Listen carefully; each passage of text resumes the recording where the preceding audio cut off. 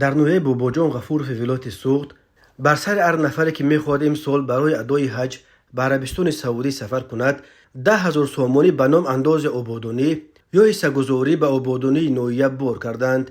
این انداز نوگویا اختیاری است، ولی رئیس نوحه باباجان غفورov نصرت الله سلیم زاده در یک جلسه گفته است که هر کسی را که به بودجه حکومت نوحه با مقصد آبادانی 10,000 سومانی نسپارد از نوبت خط زنند. این در حالی است که بسیاری از طلبگاران سفر حج در نوحه باباجان غفورov بیش از 10 سال باز نوبت میپایند. به بالای این طلب 10,000 سومانی به نام انداز آبادانی از زایران در حالی است که به این هم نرخ سفر به حج در تاجیکستان از $5,000 بالا بوده در بین کشورهای همسایه از همه گرانترین است. ساکنان به پایگاه خبری بامداد گفتند که طلب 10,000 سومانی از هر زائر برای حصه‌گذاری به آبادانی نوحه نرخ بین میانشکن سفر حج را باز هم میانشکن‌تر میکند.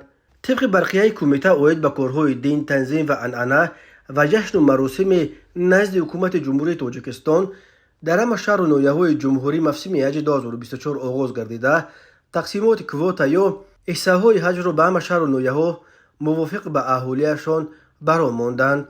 در عموم عربستان سعودی برای زائران از تاجیکستان حدود 7,000 حصه جدا کرده است. از این شمار به ولایت سوخت تقریبا برای 2,000 زائر حصه جدا کرده شده است. طبق نوبت شهروندان به صف حج و عمره در سال 2024 آن شهروندان به سفر حج سفربر می‌گردند که از سال 2013 تا سال 2015 در کتاب حج بخش‌های دین نام‌نویس کرده شدند. بعضی از ساکنان زیاده از 10 سال این جانب در نوبت حج ایستادند. قرار معلوم چند سال به علت بیماری سرایتی کرونا ویروس کووید 19 سفر حج بازداشته شد و این باز هم شماره مردم در نوبت ایستاده را زیاد کرد.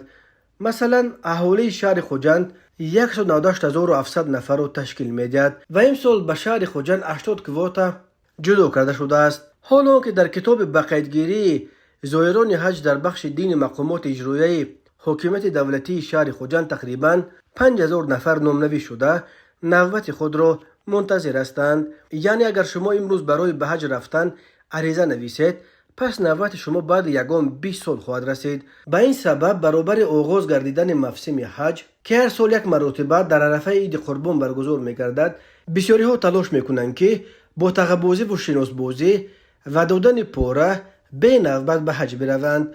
نرخ سفر حج برای سال 2024 هنوز رسما اعلان نشده است، ولی در سال 2023 نرخ دولتی حج 59,000 سومانی یا تقریبا $5,400 را تشکیل داده بود. و اما به گفته ساکنان به بالای این که با قرار رئیس نوحه باباجان غفورov نصرت الله سلیم زاده به طریق اجباری به بهانه حصه‌گذاری به آبادانی نوحه از هر زائر باز 10,000 سومانی مبلغ علاوه ستانیده می شود. برای نوحه باباجان غفورov که اهالیش از اهالی شهر خوجند بیش از 2 مرتبه زیادتر است و حدود 500,000 نفر را تشکیل می‌دهد، امسال 150 کواتا جدا کردند که بینم خیلی کم است و طلبات ساکنان را قانع ساختن نمیتواند. امسال نیز از طرف رئیس نوحه سلیم زاده نصرت الله فرمان شده است که هر یک زائر از نوحه باباجان غفورov بغیر از مبلغ دولتی حج باز علاوه 10,000 سومانی مبلغ به بودجه حکومت محلی بسپارد. فرق ندارد 10 سال در نوبت ایستاده باشی هم 10,000 سومانی را نسپارد، از روی خط زنند. سپارش شده است به مسئولان ساحه دین. به طلبگاران سفر حج فهموندند که اگر این 10,000 سومانی نسپارند آنها را با هر بهانه برای مثال هنگام تشخیص طبی بیمار برآورده از حق سفر محروم میکنند.